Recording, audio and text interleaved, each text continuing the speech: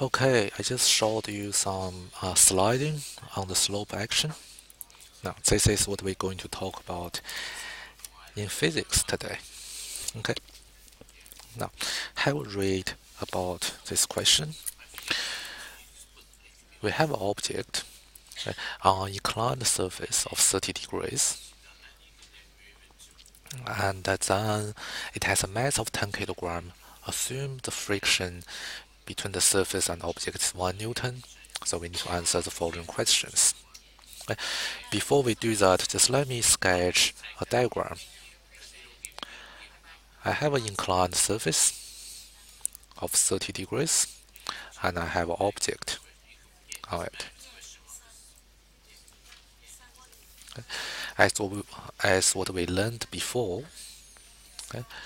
Now there's a weight force acting downwards and the normal force is acting perpendicular to the surface.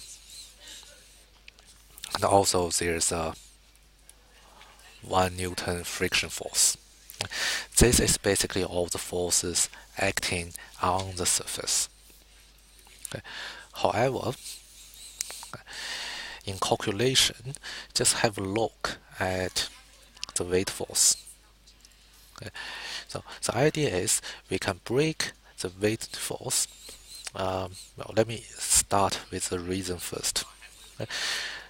In this scenario, we are only interested in the action, in the movement of the box along the surface. Okay. So normal force is perpendicular to the surface, that's fine, and the friction is parallel to the surface, that's fine, but the weight force is on an angle to the surface. So what we can do is we can try to break the weight force into two components, okay? Either parallel or perpendicular to the surface, so we can analyze the system there. So the idea is the weight force is in this direction. I can somehow change, just redraw weight force into two force components like this. Okay. Now I'm going to show you how to do it. Just remember, uh, yeah, this is how the free body diagram should look like. Okay. Now, if you wish to break the force into components, you need to start a new free body diagram. Okay, we have a mass, we have normal force, we have friction force. Okay. Now, we need to break the weight force into two components. Okay. Weight force is mass times acceleration. So what we can do is just always remember, okay, you can do the trigonometry thing, okay, which is this is how we do it. Okay, you can do the trigonometry thing. We have 30 degrees here, so we should have 30 degrees here, and do the calculation. But the shortcut is, okay, the weight force will exert of, well, the component of weight force that is parallel to the surface, okay, would always be weight force sine theta. In this case, sine 30 degrees. Okay. Sine theta. Okay. The weight force that is against the normal force would always be mj cosine theta. Okay, just remember this. This just makes your life easier. Okay. Then we can start answer the question. Okay. But actually, let's put down the values in first. Okay. Friction is 1 Newton, and your mj cosine theta, cosine 30 degrees, okay, which is this part, will be 10, which is the mass, times 9.8. Okay, let's use just for calculation of for to make this program to make this question simple. Let's use gravity. Well, let's state gravity as 10 meters per second square. Okay, so 10 times 10, which is acceleration, which is gravity, times cosine 30 degrees. Okay. If you type it in your calculator, you should have something around 86.6 newtons. Okay. So I have 86.6 newtons here, and I should have, for this force here, I should have mj sine 30 degrees, 10 times 10, the mass times acceleration, sine 30 degrees.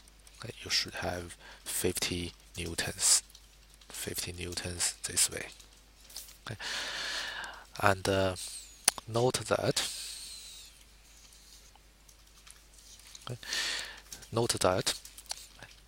the box would just move parallel in the direction parallel to the surface.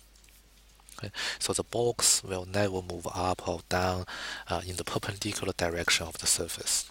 So Newton's first law states the perpendicular components, okay, of the block will be would have no net force. The net force between the upward force there and downward force there would cancel out. Otherwise, they will move up and down. So the normal force in this case will be the same as this component, which is 86.6 newtons. Okay. Then what we can do is, if you look at this diagram,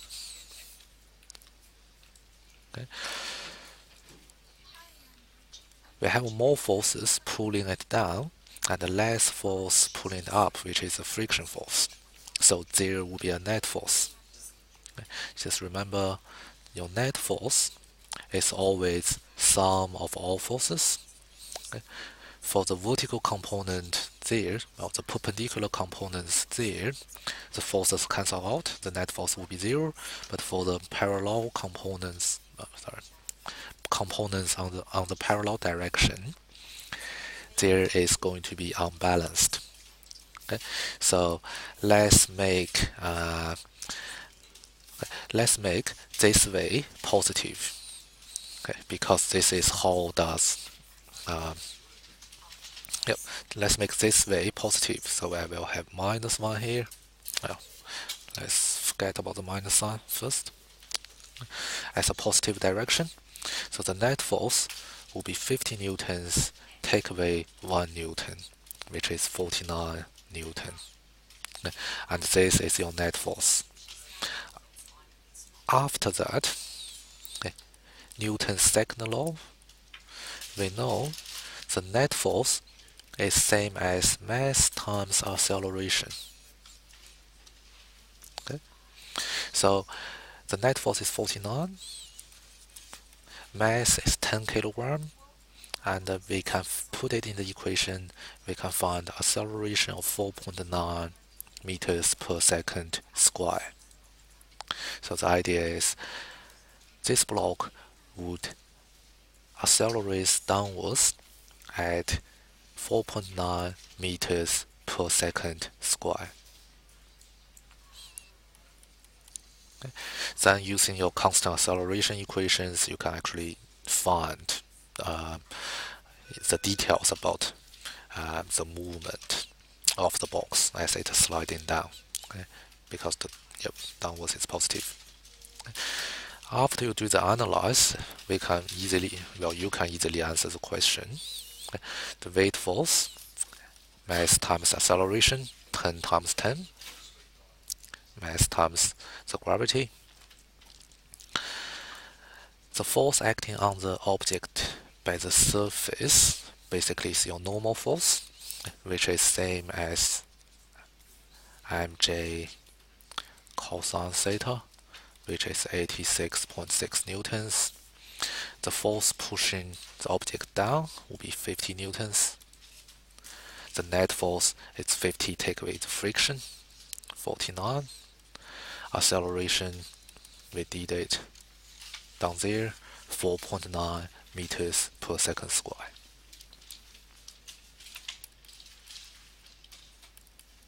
Okay, down.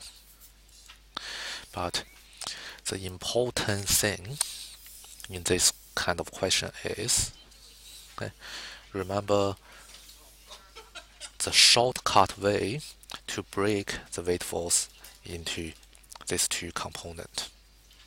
Okay, you have mg sine theta, direction parallel to the surface, mg cosine theta, direction perpendicular to it.